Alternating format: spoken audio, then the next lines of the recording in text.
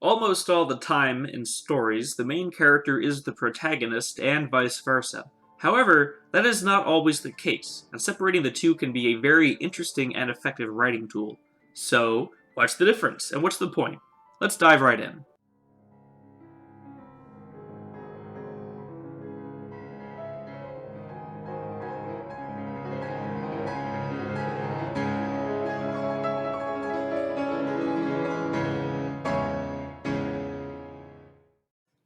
Here is your character. The story opens up with his introduction, gives a bit of backstory, and the audience follows him on his call to adventure. He's the closest character to the audience, his name is probably in the title, the adventure is shown from his point of view, and sometimes he even narrates it. No doubt about it, he is the central focus of the story. He is your main character. He's easy to relate to, and every man who maybe did not want to be wrapped in all this story nonsense in the first place. The audience can identify with him instantly and get the story moving right away. Things are simple for the main character. And then he meets the protagonist. The protagonist is usually a far more interesting character. She is hard to relate to, a vague background to begin with, and it takes the main character some time to get to understand her. This is the person driving the plot. This is the person with a set-in-stone goal that they are trying to achieve. She is often confronted with the person who stands in the way of her goals and tries to defeat her, otherwise known as her antagonist. She is a person who is fundamentally changed as a result of the events of the story. Yes, a great majority of the time, the main character is the protagonist. Superman, John McClane, James Bond, Cora, pretty much any lead character you can think of fills both of these roles. They're all the main characters in the story and the plot's protagonist. But, for several reasons, the writer intentionally splits these roles apart into two separate characters. Where's the fine line? The difference is a bit arbitrary. There's no definitive carved-into-stone separation between the protagonist and main character. Therefore, several of my examples are up to interpretation and debate.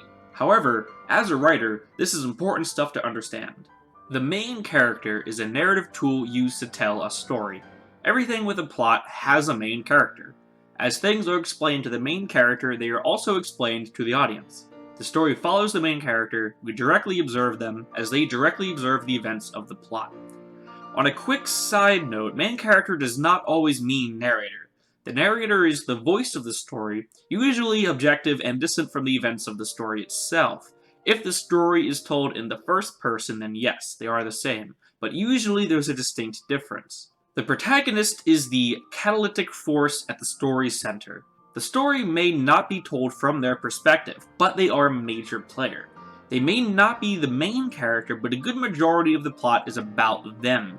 Way more often than not, they have an antagonist, which is another easy way to spot the difference. Why would you want to do this? There are several reasons writers would want these roles filled by two distinct characters.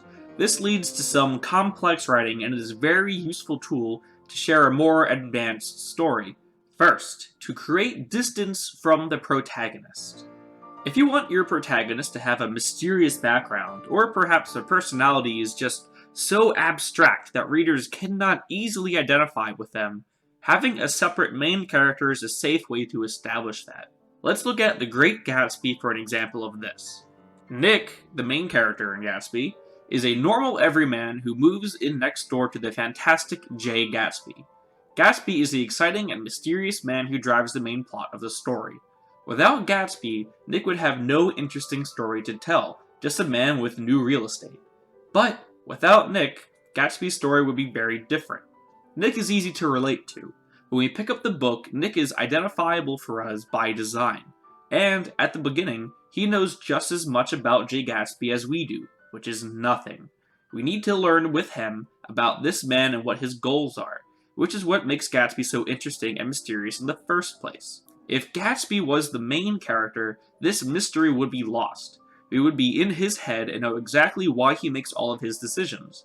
He is also hard to identify with, which would make the story a challenge for the readers. Nick is a necessary tool for the plot to work. We can also look at Sherlock Holmes. Part of what makes him so interesting is that we are only observing him, the protagonist, through Watson, the main character. The average human cannot identify with Sherlock Holmes. He is as insane as he is brilliant. A story told through his perspective would be a mess and ultimately weaker than through Watson's. Watson is as in awe of Sherlock as we are. And for those who want to argue with me, Watson is more than just a narrator. He influences the story and is a driving force. Watson, in my opinion, is the main character of the books, not Holmes. He is Nick and Holmes is Gatsby. That one is up for debate, but either way, you get what I'm trying to say. Ultimately, I can sum this up nicely with a quote from author Michael Hogue. "The advantage of this device is to create immediate identification with the main character, and then transfer that identification to the hero throughout the course of the story." Second reason, to allow for observation. The protagonist is a character who is hard at work to accomplish their goal. They have little time for reflection. They cannot study themselves or try to figure out their own intentions.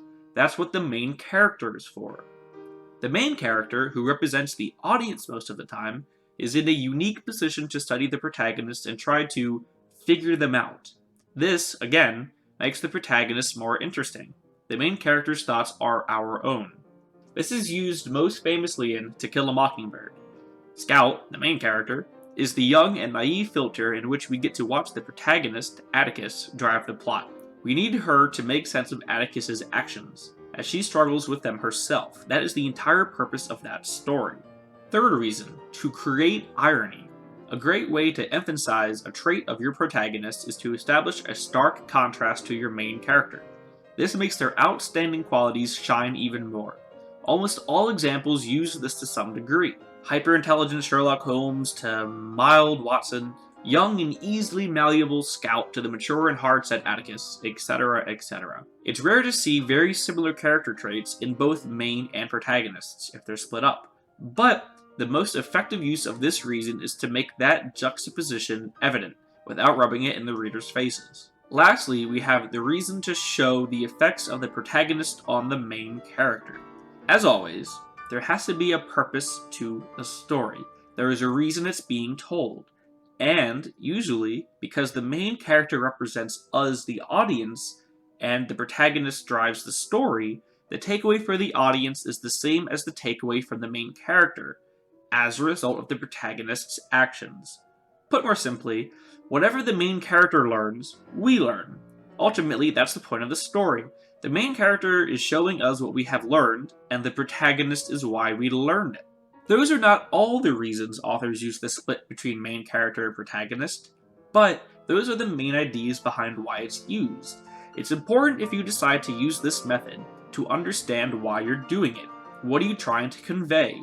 Or, if you're enjoying someone else's work, what is the writer trying to convey?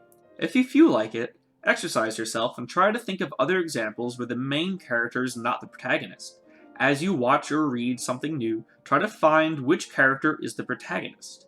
Hopefully, this cleared some things up.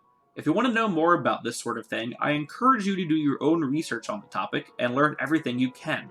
If you want to dig more into this topic, you can do further research into focal character and hero, which I did not have time to cover today. We have more episodes coming out every week on a broad range of topics, writing techniques to publication resources. So, if you want to learn more, subscribe and see what comes out, because writing belongs to everyone. Thanks for joining me, and good luck with your own work. See you next time.